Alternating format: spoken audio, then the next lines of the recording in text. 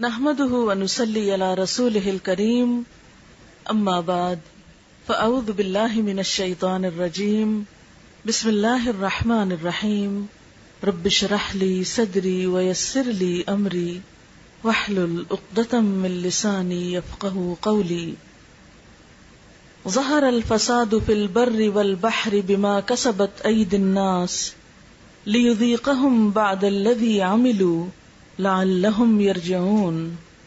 شروع کرتی ہوں اللہ کے نام سے جو بے انتہا مہربان نہایت رحم فرمانے والا ہے۔ ارشاد باری تعالی ہے کہ ظاہر ہو گیا فساد خشکی اور سمندر میں لوگوں کے ہاتھوں کی کمائی کی وجہ سے، تاکہ وہ ان کو ان کے بعض اعمال کا مزہ چکھائے، شاید کہ وہ لوٹ آئیں، رجوع کر لیں۔ معزز خواتین، اس وقت جب ہم اپنے آس پاس کی دنیا پہ نظر دوڑاتے ہیں، خواہ ہم اپنے گھروں کو دیکھیں، خاندانوں کو دیکھیں، اپنے شہر کو دیکھیں یا اپنے ملک کو دیکھیں، یا مجموعی طور پر پوری دنیا کی صورتحال کو دیکھیں، تو یوں لگتا ہے جیسے چین رخصت ہو گیا ہو۔ دنیا دن بدن ایسے حالات سے دوچار ہوتی چلی جا رہی ہے کہ ہر شخص کا خوف بڑھتا جا رہا ہے، بے یقینی اور بے اعتمادی کے سائے پھیلتے چلے جا رہے ہیں، اور قرآن پاک کی یہ آیت بالکل سچی نظر آتی ہے کہ ظہر الفساد فی البر والبحر، ظاہر ہو گیا فساد خشکی پر بھی اور سمندر میں بھی، یعنی کوئی جگہ کوئی گوشہ دنیا کا ایسا نہیں رہا کہ جسے پرامن اور پرسکون جگہ کہا جا سکے۔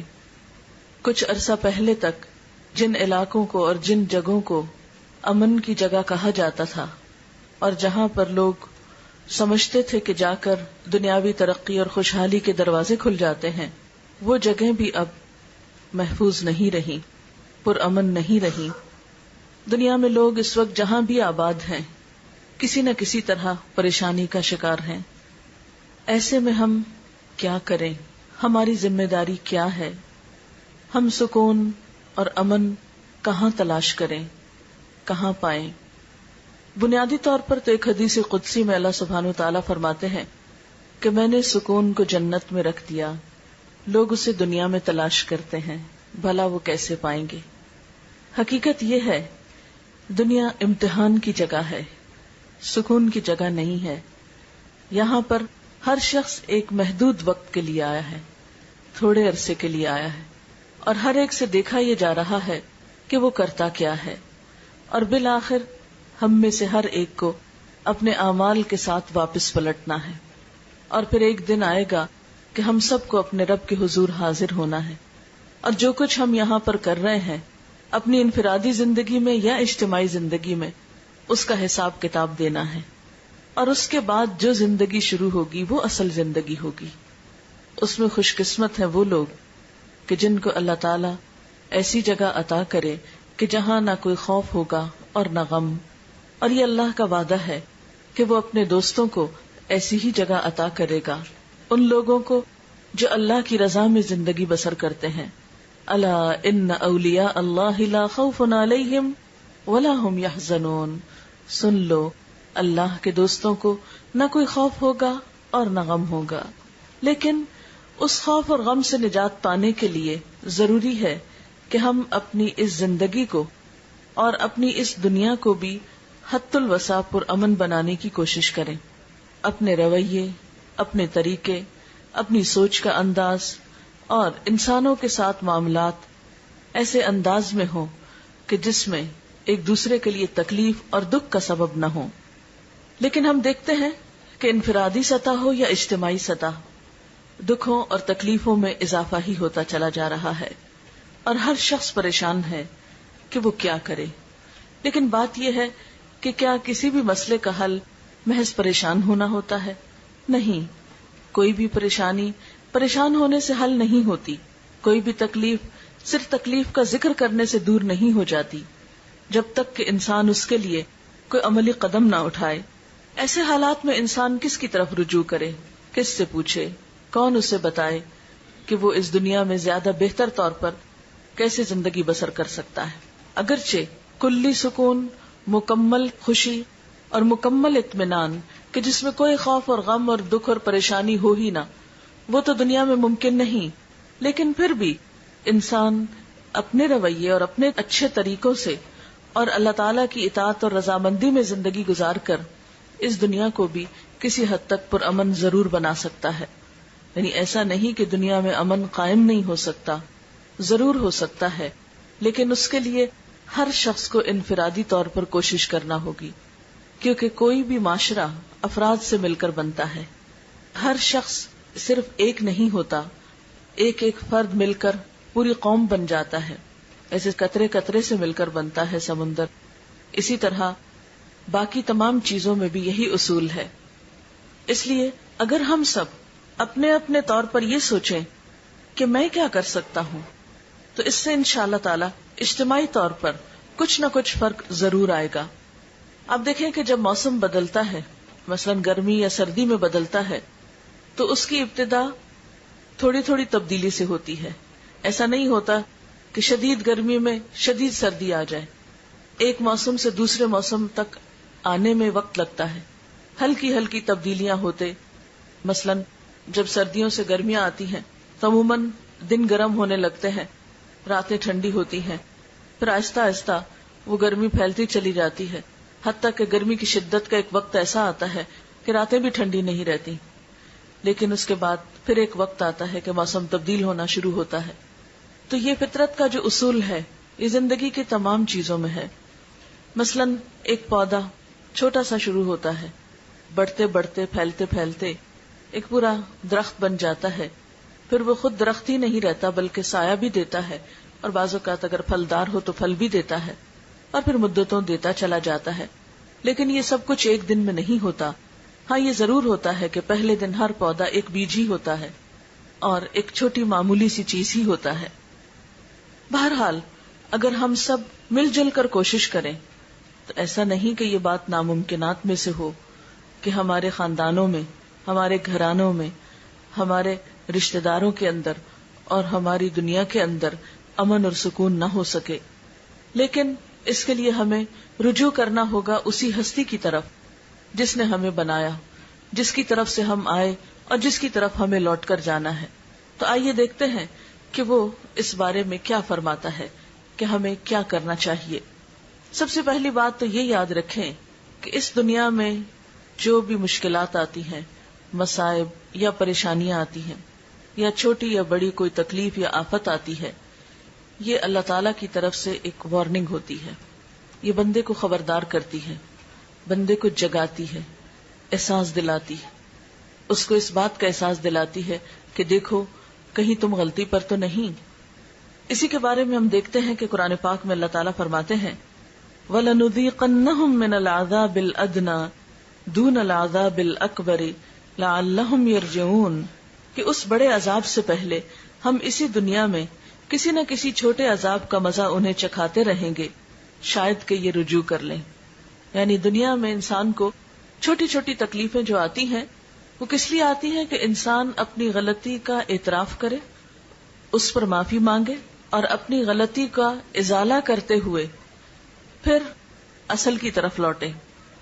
مثلا آپ نے دیکھا ہوگا کہ اگر عام حالات میں ہمیں اپنی غلطی کا احساس نہ ہو، لیکن جو ہی کوئی تکلیف آتی ہے، کوئی چوٹ لگتی ہے، کوئی پریشانی ہوتی ہے، تو فوراً پہلا خیال یہ آتا ہے کہیں مجھ سے کوئی ایسا گناہ تو نہیں ہو گیا، کہیں مجھ سے کوئی کوتاہی تو نہیں ہوگی. اور یہ خیال ہر دل میں آتا ہے، ہر اس دل میں جو زندہ ہو، ہر اس انسان کے اندر یہ سوچ ایک دفعہ ضرور آتی ہے کہ میں نے کچھ کیا تو نہیں ایسا کہ میرا رب مجھ سے ناراض ہو گیا ہو. اگرچہ انسان پر تکلیفیں اور آزمائشیں امتحان کے طور پر بھی آتی ہیں، ضروری نہیں ہوتا کہ ہر وقت انسان گناہگار ہی ہو تو اس کے اوپر پکڑ آئے، لیکن پھر بھی عموماً یہی ہوتا ہے کہ اللہ تعالیٰ بندہ مومن کے ساتھ ایک احسان فرماتا ہے کہ اس کو اس کی غلطیوں کا احساس دلاتا رہتا ہے.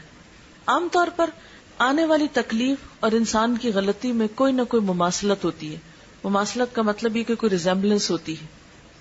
عموماً ہم نے کسی کے ساتھ کچھ ایسا کیا ہوتا ہے تو اللہ تعالیٰ کسی بندے سے وہی چیز ہمارے لیے کروا دیتا ہے.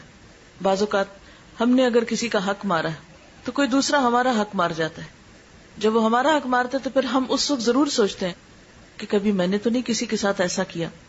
اور جس شخص کو یہ سوچ مل جائے، جس کے اندر یہ احساس پیدا ہو جائے کہ کہیں میں نے تو نہیں کسی کے ساتھ زیادتی کی، کہیں میرا تو کوئی قصور نہیں، وہی انسان دراصل اللہ تعالیٰ کی محبت کا مرکز ہوتا ہے. یہ اللہ کا خاص انعام ہوتا ہے کہ وہ بندے کو ایسی مثبت سوچ دے. کیوں؟ اس لیے کہ ایک حدیث میں آتا ہے جس بندے سے اللہ تعالیٰ کو محبت ہوتی ہے وہ اس کو آزما لیتا ہے. پیغمبروں سے اللہ تعالیٰ سب سے بڑھ کر محبت کرتا ہے، ان پر آزمائشیں بھی سب سے زیادہ آتی ہیں.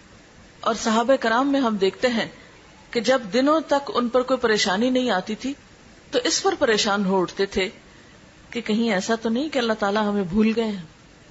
اس کا یہ مطلب نہیں کہ انسان کو دکھ تکلیف مانگنی چاہیے یا پریشانی مانگنی چاہیے، نہیں.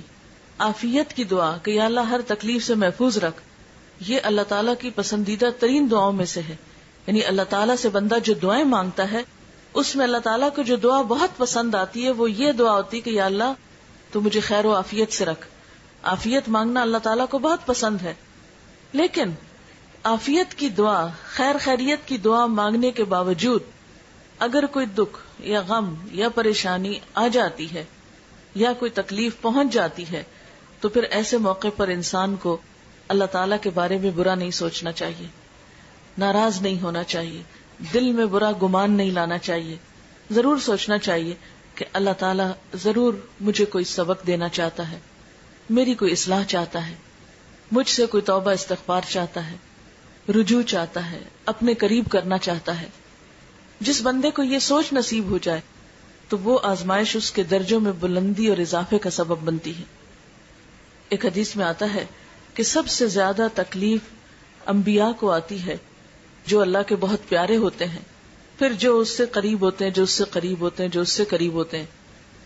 عام طور پر تو ہم یہ دیکھتے ہیں کہ جب کسی انسان پہ کوئی تکلیف آتی ہے تو لوگ عموماً اس کے بارے میں برا خیال کرنے لگتے کہ اس نے ضرور کوئی خرابی کی ہوگی، اس کے نعوذ باللہ گناہوں کی شامت ہوگی، یا کوئی نہ کوئی بات بنا لیتے ہیں اور اس کو اس شخص کے حق میں برا سمجھتے ہیں. نہیں، جب کسی پر کوئی تکلیف آئے، کسی پر کوئی آزمائش آئے تو ہمیشہ یہ سوچنا چاہیے کہ اس پر اللہ کا ایک امتحان آ گیا ہے.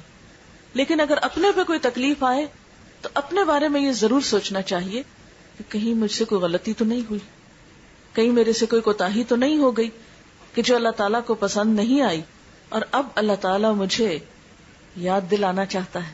اور واقعی ایسا ہوتا ہے کہ بعض اوقات ہمیں ایک بات بھولی بھی ہوتی ہے، ہم نے اللہ تعالیٰ سے عہد کیا ہوتا ہے یا کسی بندے سے کوئی وعدہ کر رکھا ہوتا ہے یا اور اسی طرح کا ہم نے کوئی گناہ یا قصور کیا ہوتا ہے اور پھر اس پہ توبہ کرنی بھی یاد نہیں رہتی، یا یہ کہ خوب اپنے آپ کو تعویلیں دے دیتے ہیں کہ نہیں ہمارا تو قصور ہی کوئی نہیں.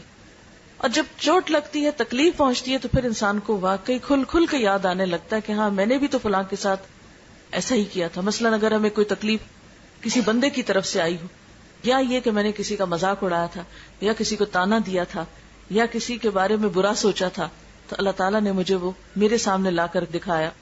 کیونکہ ایک حدیث میں آتا ہے کہ جب کسی بندے پہ کوئی تکلیف آتی ہے اور کوئی شخص اس پہ ہنستا ہے یا خوش ہوتا ہے، جس کو شماتت الاعداء بھی کہا جاتا ہے کہ دشمنوں کا خوش ہونا، کیونکہ ہوتا ہے انسانوں کے درمیان باہم جیلسیز ہوتی، سب لوگوں کو دوسروں کی نعمتیں اور بھلائیاں اچھی نہیں لگتی. ایسے میں جب کسی پہ تکلیف آتی ہے تو بعض اوقات تو بڑی ہمدردی آتی، لیکن بعض لوگ ایسے بھی ہوتے ہیں کہ جنہیں کسی کی تکلیف دے کر خوشی ہوتی، وہ دل میں خوش ہوتے ہیں، چلو اچھا ہے مزہ چکھے، اس کو بھی پتہ چلے. یعنی اس طرح کی بھی شیطان نیگیٹو خیالات انسان کے دل میں بری باتیں ڈالتا ہے. اب ایسے وسوسے آنے پر انسان کو توبہ استغفار کرنی چاہیے کہ یا اللہ میں کسی کی تکلیف پہ نہ ہنسوں، میں کسی کے نقصان پر نہ ہنسوں، میں کسی کے دکھ پر خوش نہ ہوں. کیوں؟ اس لیے کہ جب کوئی شخص کسی کے دکھ پر خوش ہوتا ہے تو اللہ تعالیٰ اس کو اسی میں مبتلا کر دیتا ہے اور اس شخص کو پھر اس سے نکال لیتا ہے. اسی لیے ہمیں نبی صلی اللہ علیہ وسلم نے وہ دعا سکھائی ہے، جب کسی مصیبت زدہ کو دیکھو تو دعا پڑھو، الحمدللہ الذی عافانی ممن ابتلاہ بہ، کہ اللہ کا لاکھ شکر ہے، سب تعریف اور شکر اس ذات کے لیے ہے جس نے مجھے عافیت میں رکھا، مجھے بچا کے رکھا، مجھے محفوظ رکھا اس مصیبت سے جس میں اس نے دوسرے کو مبتلا کیا. کیونکہ اللہ تعالیٰ کیا چاہتا ہے کہ اگر کسی ایک بندے پہ تکلیف آئے تو باقی بندے اس سے ہمدردی کریں، اس کا دکھ بانٹیں، اس کے کام آئیں، اس کو اچھا مشورہ دیں، اس کی اس تکلیف کو دور کرنے کی کوشش کریں، کیونکہ جب کوئی شخص کسی بندے سے تکلیف دور کرتا ہے تو اللہ تعالیٰ کا وعدہ ہے کہ اللہ تعالیٰ بھی اس بندے سے دنیا اور آخرت کی تکلیف دور کرے گا. یعنی اگر کوئی بندہ کسی کے کام آتا ہے تو اللہ تعالیٰ اس کے کام آئے گا. ایک اور حدیث میں آتا ہے کہ اللہ تعالیٰ اس بندے کی مدد میں رہتا ہے جب تک کہ وہ بندہ کسی بندے کی مدد کرتا رہتا ہے. آپ نے دیکھا ہوگا کہ چھوٹے بچے بعض اوقات گرتے ہیں یا انہیں کچھ چوٹ لگتی ہے تو سب ہنسنا شروع کر دیتے ہیں. یہ ہنسنے کا موقع نہیں ہوتا. ایسے میں بعض اوقات بے اختیار ہنسی آ بھی جاتی ہے. یعنی وہ کوئی ایسے اینگل پہ گرتا ہے یا کوئی ایسے شکل ہو جاتی ہے اس کی کہ انسان ایک دم اپنے ہنسی پہ کنٹرول نہیں کر سکتا, لیکن فوراً ہی توبہ استغفار کرنی چاہیے. ہنسنے کا موقع نہیں ہوتا. مثلا کوئی چھلکے سے پھسل گیا, کسی کی ہڈی ٹوٹ گئی. اب دیکھیں لوگ جو اپریل فول مناتے ہیں اس میں بھی کیا کرتے ہیں, دوسروں کو پریشان کر کے, دوسروں کو تکلیف دے کے خود ہنس رہے ہوتے ہیں. تو یہ ہمارے معاشرے کی ایک ٹریجڈی ہے, دوسروں کے دکھ پہ ہنسنا, دوسروں کی مصیبت پہ خوش ہونا, کبھی ظاہری اور کبھی دل میں. لیکن جو بندہ اس عادت بد کا شکار ہو اسے یاد رکھنا چاہیے کہ جب تک وہ خود اس مصیبت میں مبتلا نہ ہوگا وہ دنیا سے نہیں جائے گا, کیونکہ یہ اللہ کا وعدہ ہے کہ دوسروں کی مصیبت پہ ہنسنے والے کو موت سے پہلے اس مصیبت میں مبتلا کروں گا. اس لیے کسی کی بیماری اور دکھ دیکھیں یا کوئی چھوٹی بڑی مصیبت, چھوٹی سے چھوٹی تکلیف میں بھی کسی کو دیکھیں, فوراً یہ دعا پڑھیں, کیونکہ حدیث میں آتا ہے کہ جو شخص مصیبت زدہ کو دیکھ کر یہ دعا پڑھتا ہے اللہ تعالیٰ اسے اس مصیبت سے بچا لیتا ہے. کوئی بیماری ہو, کوئی غم ہو, دکھ ہو, تو اس کے ساتھ اظہار ہمدردی بھی کریں اور اس کے ساتھ ساتھ یہ ہے کہ اپنے لیے دعا بھی مانگ لیں. بہرحال دنیا کے جتنے بھی دکھ ہوتے ہیں, چاہے وہ جسمانی تکلیفیں ہوں, چاہے وہ اولاد کی تکلیف ہو, چاہے وہ مالی پریشانی ہو, چاہے وہ کوئی اور دکھ ہو جس کا کوئی نام نہ ہو لیکن وہ انسان کو کھائے جا رہا ہو, یہ ساری چیزیں, حتیٰ کہ ایک کانٹا بھی جو مومن کو چبھتا ہے وہ بھی اس کے گناہوں کا کفارہ بن جاتا ہے. اس لیے ہمیشہ یہ سوچنا چاہیے کہ کہیں کو اللہ تعالیٰ کی ناراضگی کی بات تو نہیں ہو گئی, اور دکھ اور غم کے پہنچنے پر فوراً اللہ کی طرف رجوع کرنا چاہیے. قرآن پاک میں اللہ تعالیٰ فرماتے ہیں وَلَنَبْلُوَنَّكُمْ بِشَيْءٍ مِّنَ الْخَوْفِ وَالْجُوعِ وَنَقْصٍ مِّنَ الْأَمْوَالِ وَالْأَنفُسِ وَالثَّمَرَاتِ وَبَشِّرِ الصَّابِرِينَ الَّذِينَ إِذَا أَصَابَتْهُمْ مُصِيبَةٌ قَالُوا إِنَّا لِلَّهِ وَإِنَّا إِلَيْهِ رَاجِعُونَ. ہم ضرور آزمائیں گے تم کو ساتھ کسی بھی چیز کے خوف میں سے, جانوں اور مالوں کے نقصان میں سے, اور پھلوں کے نقصان میں سے, اور خوشخبری دے دو صبر کرنے والوں کو کہ جب انہیں کوئی مصیبت پہنچتی ہے تو فوراً کہتے ہیں ہم اللہ کے لیے ہیں اور اسی کی طرف لوٹ کے جانے والے. یعنی ہم بھی اللہ کی طرف سے آئے ہیں, اسی نے ہمیں یہاں رہنے کا موقع دیا اور واپسی بھی اسی کی طرف. فرمایا اولئک علیہم صلوات من ربہم ورحمہ, ایسے ہی لوگوں پر رب کی طرف سے نوازشیں ہوں گی اور اللہ کی رحمت بھی ایسے لوگوں پر آئے گی. اس لیے فوراً اللہ سے رجوع کی دعا کرنی چاہیے. ایک صحابی آپ صلی اللہ علیہ وسلم کے پاس تھے کہ آپ کا چراغ بجھ گیا, یعنی جیسے لائٹ چلی جاتی ہے, تو اس موقع پر آپ نے انا للہ پڑھا. اس نے کہا کہ کیا چراغ کے بجھنے پہ بھی انا للہ پڑھا جاتا ہے؟ تو آپ نے فرمایا کیا یہ مصیبت نہیں ہے؟ یعنی لائٹ کا جانا بھی تو ایک مصیبت ہوتی. تو ایسے موقع پر بھی انسان فوراً اللہ کو یاد کرے, چھوٹی تکلیف ہو یا بڑی تکلیف ہو, جسمانی ہو یا روحانی ہو, مالی ہو یا بدنی ہو, کچھ بھی ہو. کسی انسان نے کوئی تانا دے دیا, کوئی بےزتی کر دی, کوئی کچھ کر دیا, اس موقع پر بھی فوراً اللہ کی طرف رجوع کرنا چاہیے. قرآن پاک میں اللہ تعالیٰ فرماتے ہیں وَأَنِيبُوا إِلَىٰ رَبِّكُمْ وَأَسْلِمُوا لَهُ مِن قَبْلِ أَن يَأْتِيَكُمُ الْعَذَابُ ثُمَّ لَا تُنصَرُونَ, اور پلٹ آؤ اپنے رب کی طرف اور مطیع بن جاؤ, یعنی اطاعت کرنے لگو اس کی, اس سے پہلے کہ تم پہ عذاب آ جائے اور پھر کہیں سے تمہیں مدد نہ مل سکے. یعنی اس سے پہلے کہ بڑی مصیبت میں پھنسو اپنے رب کی طرف پلٹ آؤ, لوٹ آؤ, معافی مانگ لو, اسے راضی کر لو, کیونکہ ویسے بھی جانا تو اس کی طرف ہے نا. خدا نخواستہ اس سے بڑی کوئی پریشانی آ گئی کہ جس میں زندگی سے بھی ہاتھ دھونا پڑ گیا, اللہ نہ کرے, تو پھر کیا ہوگا؟ پھر کیا منہ دکھائیں گے اس کو؟ پھر مرنے کے بعد تو کوئی اس کو راضی کر نہیں سکتا. یہی ایک چانس ہے, یہی ایک موقع ہے کہ اللہ تعالیٰ سے انسان گڑ گڑا کے دعائیں مانگے اور اس سے معافی مانگے اپنے سارے قصوروں کی کہ اللہ اگر یہ تکلیف تیری کسی ناراضگی کی وجہ سے آئی ہے تو میں اپنے سارے قصوروں کا اعتراف کرتا ہوں تاکہ تو مجھ سے راضی ہو جائے. اس لیے کہ اگر رب راضی تو ہر چیز انسان کے لیے آسان ہے, اور اگر وہ ناراض ہے تو دنیا کی ساری خوشیاں انسان کے لیے ہیج ہیں. سب سے بڑا غم انسان کا یہ ہونا چاہیے کہ میرا رب مجھ سے راضی ہو جائے. پھر اسی طرح آپ دیکھیں کہ بعض تکلیفیں تو ذاتی ہوتی ہیں لیکن بعض تکلیفیں قومی اور اجتماعی ہوتی ہیں. آج کی دنیا میں اس وقت ہم دیکھتے ہیں کہ امت مسلمہ پہ ایک بہت سخت وقت ہے. ہماری آزادیاں خطرے میں ہیں, ہماری جان و مال خطرے میں ہے ایک طرح سے, اور اتنے انپریڈکٹیبل حالات ہیں کہ کسی چیز کو آپ پریڈکٹ نہیں کر سکتے کہ یہ ہوگا یا وہ ہوگا, کچھ نہیں پتا کیا ہوگا. جو بھی ظلم و ستم دنیا میں ہوتا ہے ہم یہ نہیں کہہ سکتے کہ یہ تو اس پر ہوا اور ہمیں کچھ نہیں ہو سکتا. ہمارا یہ رویہ نہیں ہونا چاہیے. ہمیں فوراً سوچنا چاہیے کہ ایسا ان کے ساتھ کیوں ہوا, کیا وجہ تھی, یہ حالات وہاں کیوں پیش آئے, اور خدا نہ خواستہ کہیں ایسا تو نہیں کہ ہم بھی کسی ایسے ہی رستے پہ چلے جا رہے ہوں, کہیں ایسا تو نہیں کہ ہم بھی اللہ تعالیٰ کی ناراضگی کے کام کر رہے ہوں ایک قومی حیثیت میں. اسی لیے اللہ سبحانہ وتعالیٰ قرآن پاک میں فرماتے ہیں وَاتَّقُوا فِتْنَةً لَا تُصِيبَنَّ الَّذِينَ ظَلَمُوا مِنْكُمْ خَاصَّةً, بچو اس فتنے سے کہ جو تم میں سے صرف ان لوگوں کو خاص طور پہ نہیں پہنچے گی, یعنی جس کی شامت جنہوں نے تم میں سے ظلم کیا. وَاعْلَمُوا أَنَّ اللَّهَ شَدِيدُ الْعِقَابِ, اور جان لو بے شک اللہ سخت سزا دینے والا ہے. یعنی کسی قوم پر خدا نہ خواستہ جب کوئی عذاب یا مصیبت آتی ہے تو یہ نہیں ہوتا کہ اس میں سے یہ کہا جائے کہ ہاں فلاں فلاں تو بڑا نیک تھا, اس کو باہر نکال لیا جائے.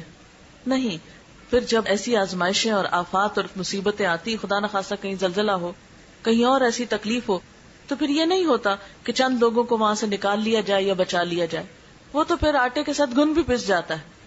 اور ہم دیکھتے ہیں کہ ایک حدیث میں بھی اس طرح کا مفہوم آتا ہے کہ جب کسی قوم پر اجتماعی عذاب آتا ہے تو اس میں نیک و بد سب مارے جاتے ہیں. پھر قیامت کے دن ہر شخص اپنی نیت کے ساتھ اٹھے گا. یعنی دنیا میں تو جب تکلیف آتی ہے تو سب پر پھر یکساں آتی ہے, پھر اس وقت فرق نہیں ہوتا الا یہ کہ اس کے لیے انسان پہلے سے اللہ سے توبہ کرے, رجوع کرے اور اپنی حالت بہتر بنانے کی کوشش کرے. لیکن ایک دفعہ اگر کوئی ایسی چیز آ جائے تو پھر اس میں فرق نہیں رہتا. اس کے لیے انسان کو کیا کرنا چاہیے؟ انڈیویجولی اور اجتماعی سطح پر استغفار کرنا چاہیے, اللہ سے توبہ کرنی چاہیے کہ یا اللہ ہم اپنے سارے قصوروں کا اعتراف کرتے ہیں, اپنے سارے گناہ مانتے ہیں, تو ہمیں معاف کر دے, دنیا میں بھی عزت کی زندگی عطا کر اور آخرت میں بھی ذلت سے محفوظ رکھ.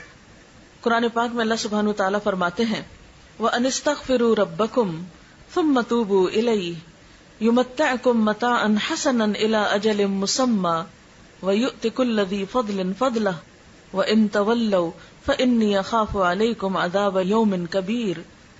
اور یہ کہ تم اپنے رب سے معافی چاہو اور اس کی طرف پلٹ آؤ تو وہ ایک مدت خاص تک تم کو اچھا سامان زندگی دے گا اور ہر صاحب فضل کو اس کا فضل عطا کرے گا. لیکن اگر تم منہ پھیرتے ہو تو میں تمہارے حق میں ایک بڑے ہولناک دن کے عذاب سے ڈرتا ہوں. اسی طرح حضرت ہود علیہ السلام نے اپنی قوم سے یہی کہا وَيَا قَوْمِ اسْتَغْفِرُوا رَبَّكُمْ ثُمَّ تُوبُوا إِلَيْهِ يُرْسِلِ السَّمَاءَ عَلَيْكُمْ مِدْرَارًا وَيَزِدْكُمْ قُوَّةً إِلَىٰ قُوَّتِكُمْ وَلَا تَتَوَلَّوْا مُجْرِمِينَ. اور اے میری قوم کے لوگو, اپنے رب سے معافی چاہو پھر اس کی طرف پلٹ آؤ, وہ تم پر آسمان کے دہانے کھول دے گا, یعنی خوب بارشیں برسیں گی, اور تمہاری موجودہ قوت پر مزید قوت کا اضافہ کرے گا. مجرم بن کر منہ نہ پھیرو. یعنی انسان کو دنیا میں قوت حاصل کرنے کا طریقہ کیا بتایا گیا کہ تم اپنے رب کو راضی کرو, کیونکہ حقیقت یہ ہے کہ جس کے ساتھ اللہ کی مدد ہو, جس کے ساتھ اللہ تعالی کی رحمت ہو, پھر وہ شخص کہیں بھی نقصان نہیں اٹھاتا, کیونکہ اس کائنات کی سب سے بڑی قوت اللہ کی قوت ہے. اور جس نے اپنے رب کو راضی کر لیا اس نے سب سے مضبوط سہارے کو تھام لیا, وہ اللہ کی حفاظت میں آ گیا, اور جو اللہ کی حفاظت میں آ جائے اسے کوئی بھی پھر نقصان نہیں دے سکتا. اور اللہ کی حفاظت میں آنے کے لیے کیا نسخہ ہے؟ استغفار کا نسخہ ہے. اور قرآن پاک میں الگ الگ کے علاوہ سب کو مل کر بھی استغفار کرنے کے لیے کہا گیا ہے. ارشاد باری تعالیٰ ہے وَتُوبُوا إِلَى اللَّهِ جَمِيعًا أَيُّهَا الْمُؤْمِنُونَ لَعَلَّكُمْ تُفْلِحُونَ. اور توبہ کرو اللہ کی طرف سارے مل کر, اکٹھے ہو کر, جمیعاً, أَيُّهَا الْمُؤْمِنُونَ, اے مومنو, لَعَلَّكُمْ تُفْلِحُونَ, تاکہ تم کامیاب ہو جاؤ. اب اللہ تعالیٰ سے استغفار کا طریقہ کیا ہے؟ ایک تو یہ کہ انسان اپنی زبان میں استغفار کرے, اکیلے کرے یا ایسے جیسے اکٹھے کہیں بھی کسی مجلس میں ہیں. مرد حضرات تو روز نمازوں میں جمع ہوتے ہیں، جمعے میں ہوتے ہیں اور بڑے بڑے اجتماعات میں ہوتے ہیں. اب ہم دیکھتے ہیں کہ مثلا ملک میں جیسے ملین مارچ تو بہت ہو رہے ہیں، لیکن میں نے ابھی تک تو نہیں پڑھا، شاید میرا علم اتنا نہ ہو، کسی ملین مارچ میں سب نے مل کر کو استغفار کی ہو. ٹھیک ہے، دوسروں کو ان کی غلطیوں پہ بلیم کرتے ہیں، لیکن اس کے ساتھ ساتھ ہمیں اپنی غلطیوں کو دیکھنا چاہیے. ہم مسلمانوں کو اپنے قصوروں کو بھی دیکھنا چاہیے کہ ہم میں کہاں ہے اتحاد، کہاں ہے ایک دوسرے کا دکھ درد، کہاں ہے ایک دوسرے کو کلمہ حق کہنے کی عادت، کہ کوئی خرابی کر رہا ہو تو ہم اس کو اچھی طرح بلائیں، یا کوئی اگر غلط کام کر رہا ہے تو عموماً ہم کہتے ہیں ٹھیک ہے اس کی مرضی، کرتا ہے تو کرتا رہے. ہم دیکھتے بھی ہیں تو سمجھاتے نہیں. مثلا آپ کسی خاندان میں ہی دیکھ لیں، پہلے کیا ہوتا تھا کہ گھر کے بڑے بزرگوں کا ایک مقام ہوتا تھا کہ کہیں پر بھی خاندان میں کوئی خرابی، کہیں کوئی زیادتی دیکھتے تھے تو مل ملا کر اس کو ٹھیک کرنے کی کوشش کرتے تھے. کہیں کسی کے اوپر کوئی آفت مصیبت ہوتی تھی تو سب پہنچ کر اس کی مصیبت میں اس کا ہاتھ بٹاتے تھے. لیکن اب آپ دیکھیں کہ زندگیاں کیا ہیں، ہر کوئی اپنی دنیا میں مصروف ہے. کسی پہ اچھا وقت ہے تو ہمیں کیا، اور کسی پہ اگر تکلیف ہے تو ہمیں کیا. کوئی آگے بڑھ کر کسی کی مدد کرنے کو تیار نہیں ہوتا. یہ رویہ جو ہے یہ سب کے لیے بھی نقصان دہ ہوتا ہے. آج اگر کوئی تکلیف ہے تو کل ہم خدا نخواستہ ہو سکتے ہیں. اگر آج ہم کسی کے کام نہیں آتے تو کل کوئی ہمیں کیوں پوچھے گا. انسان تنہا زندگی نہیں بسر کر سکتا، انسان کو انسان کی ضرورت ہے. اس لیے زندگی گزارنے کا یہ رویہ اور یہ نسخہ کہ انسان صرف اپنی ذات کی فکر کرے، صرف اپنے آپ میں رہے، انتہائی نقصان دہ رویہ ہے، انتہائی نقصان دہ طریقہ ہے. کیونکہ کوئی بھی انسان اکیلا سب کچھ نہیں کر سکتا. ہم یہ نہیں کر سکتے کہ اس سے تکلیف پہنچی تو اس سے کاٹ کے بیٹھ گئے، اس نے تھوڑا بہت کچھ کہہ دیا تو اس سے ناراض ہو گئے، کسی تیسرے نے کچھ کہہ دیا تو اس سے بول چال بند کر دی. بھلا ہم آئسولیٹ ہو کر سب سے کٹ کے کہاں رہ سکتے ہیں. اس لیے ہمیں ایک دوسرے کو تھامنا بھی ہے، ایک دوسرے کو اچھائی کی طرف بلانا بھی ہے، برائی سے روکنا بھی ہے، اور استغفار بھی کرنا ہے.